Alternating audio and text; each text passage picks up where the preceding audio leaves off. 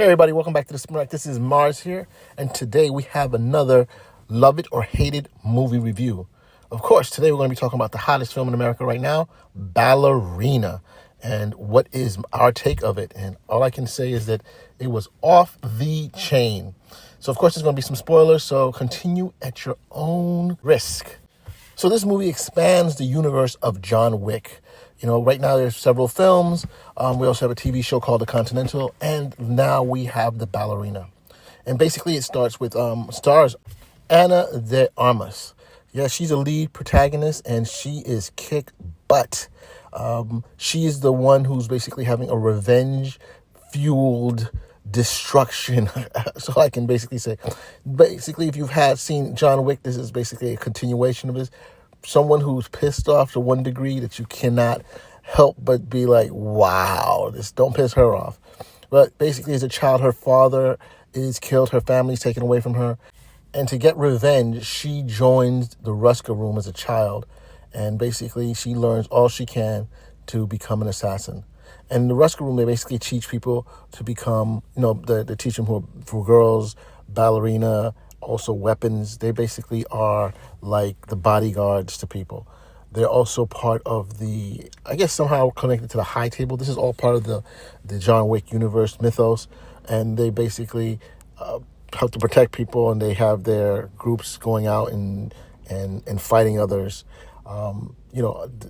If you don't know the world of John Wick, it's a world of assassins and, people who are trying to kill people and people who are trying to stop them from being killed. And John Wick, as we all remember, was all started because they killed his dog, and he just went buck frigging wild. But of course, it was a lot more than that. And this is also, too, we learn more as we start delving more into the stories.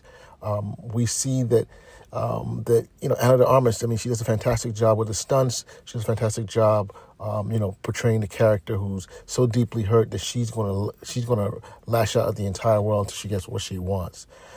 John Wick also makes an appearance, and it is a very important appearance. So if you thought that he wasn't going to be in a movie, or that whatever he did was just to show up and disappear, no, very important. So if you're definitely a John Wick fan, you got to check that out.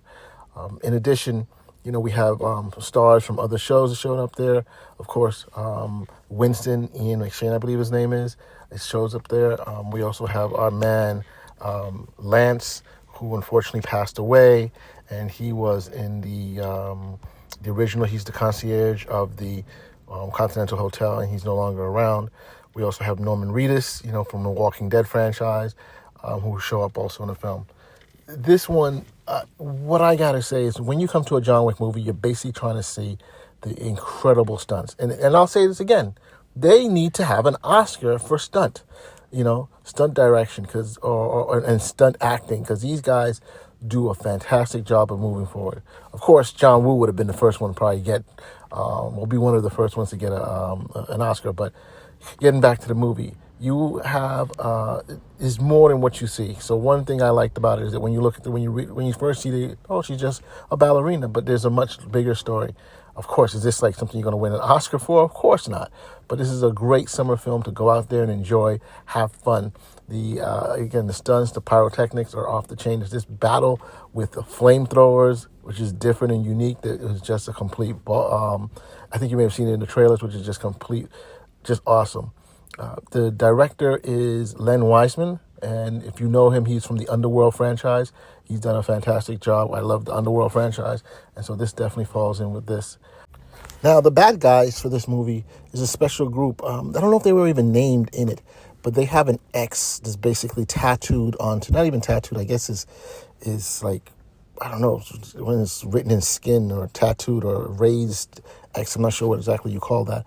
But this particular group, they're a group of assassins and murderers.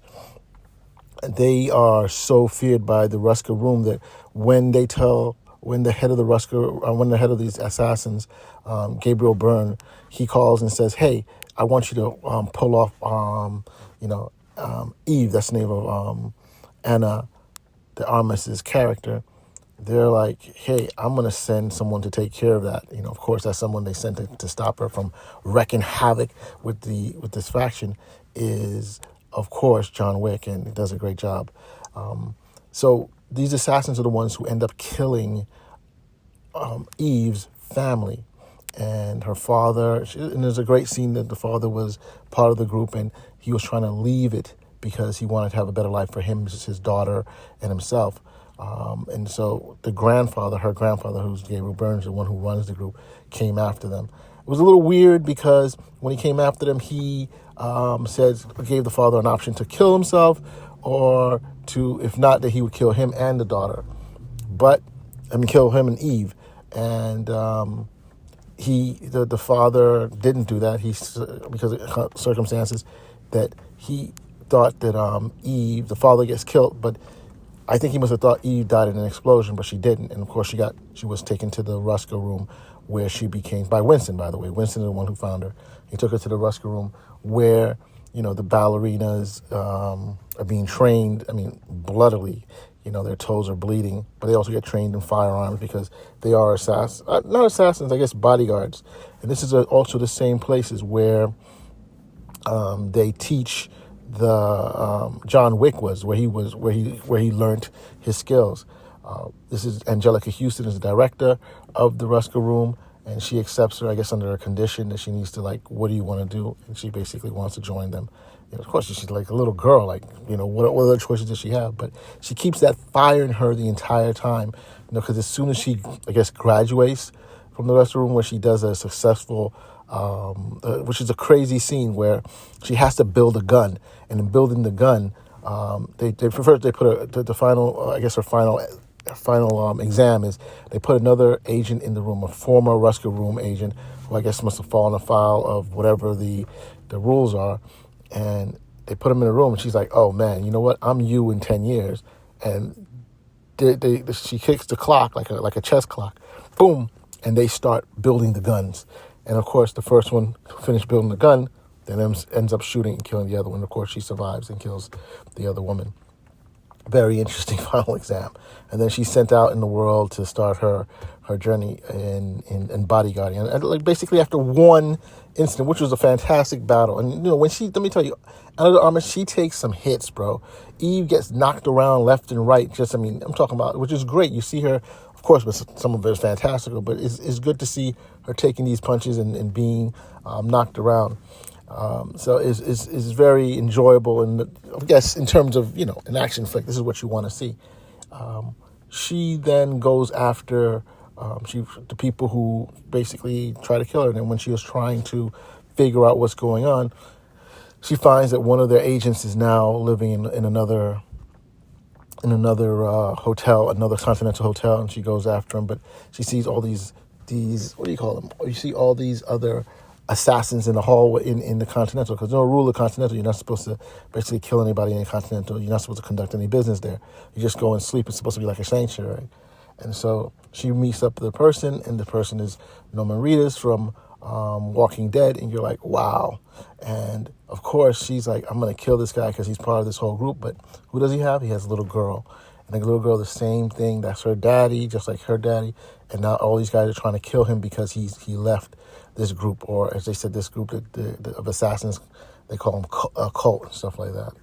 So after a couple of different things, she gets beat up by the group and they take the girl back. But the funny thing is, when she gets beat up by the group, she could have been killed, but one of the people there, the woman who was in charge of the group, was like, no, just walked away. And this will be important later on, because that same woman, when Ana de Armas, Eve, she is looking for this group because no one knows where they're located. She gets a hint and she heads in the right direction. She goes to this little town, thinks everything looks okay, but in reality, this town is full of assassins, and this is where they're based. And her grandfather, they call him the Chancellor, he's running the show. And so, the minute she gets into town, people have already tracked her. The minute she goes into a restaurant, she's fighting people are tracking her and trying to fight her. Even the waiter and waitresses, regular people walking around with babies and stuff like that, start attacking her because, they're all trained assassins. This is this entire thing for this whole town. It's just crazy. You gotta love it. And so Arma, again, I keep calling her Ana de Armas, Eve, she discovers going through, fighting in this town and stuff like that. She finally gets captured. And of course, you find out that she didn't know this, but the Chancellor, Gabriel Byrne, was her grandfather, and basically had her mother had to die because of what her father did. her father had taken her away, but he left one daughter, an older sister, and that was the woman who let her live, which was like, yo, wow, you gotta love this story, So she already had a sliver. But then, of course, she's able to escape, battle out, and her sister actually saves her again because they were about to kill her, and she saves her. And so she's talking to her. She's trying to find out, like, I didn't know what happened to you. Everybody said you were dead, blase, blase. And then the grandfather is like, because they're looking for them. He's like, we think you know what house they're in. So he says, kill them. And they're like, what? Yeah, just kill them both. And that's what they end up trying to do. Unfortunately, they killed the older sister, so there's not a lot there. But one big thing in the room, in this whole thing is that you have her, Eve, survives and she's able to go out and she meets up with John Wick. And how does that happen is because the Chancellor calls Rusker Room because, they have this tattoo on the back of them and the art, and they're like, he knows what it is. He said, hey, we had a peace deal that we leave you alone, you leave us alone, but now it's off. We're going to do it. She's like, Anjelica Huston, who's director, is like, nah, man, we can't control her. She's doing her own thing. So, well, you control her, or we going to, or as far as I'm concerned, it's a done deal. She said, don't worry, I'm sending someone to handle it. And of course, that's where John Wick comes in, and he comes to save, or basically tell her, hey, you stop this, or I'm going to have to kill you, But she tells him, Ana de Armas says, dude, you don't understand what I have to do. This is, they killed my family, and I got. And so John Wick is like, all right, you do what you got to do, but you got till 12 o'clock. If it isn't done by then I got to do what I got to do. And of course it comes off. Finally, so one thing we do learn about this whole thing is that this shadowy group, even though the Chancellor ends up dying, yes, I'm telling you the thing. I told you this is I'm going to give you the review of what happened. The Chancellor ends up dying. What you are going to understand is that this group is a big group, and this is just one part of it. The head may be gone, but it has a big body, so we know something's going to happen, because at the very end, Anjelica Huston, when she comes back to the Rusker Room, her office, she sees the ballerina, I guess, what is it, like a musical box where the ballerina turns around. That's it. And that's the main symbolism, because, this is what child Eve played with. Also, when she made it into that little town, she found a hole in the restaurant she went to. She saw a whole bunch of them there, and I should have told her, hey, she was in a bad spot. And of course, Anjelica Huston, at the very end, she sees this, and she's like, oh, man, we're going to this. So even though she defeated them, this could definitely be an ongoing series, and I say I'm all for it. Bring it on. I think that Ana de Armas did a fantastic job as Eve, and I will definitely watch another iteration of it. I love the fact that they've increased, improved, and they made the John Wick universe really good, better. By introducing the mythology, bringing in a new group. We all like the high table, but the stunts are just always off the hook. The Continental show was not as good as it could be, and that was a weak point. But I think if they have another chance to retool and make it a little better, I think it'll be fantastic. So hey, my review, highly liked it. I say go out and check it out if you get a chance. Spin a rack out.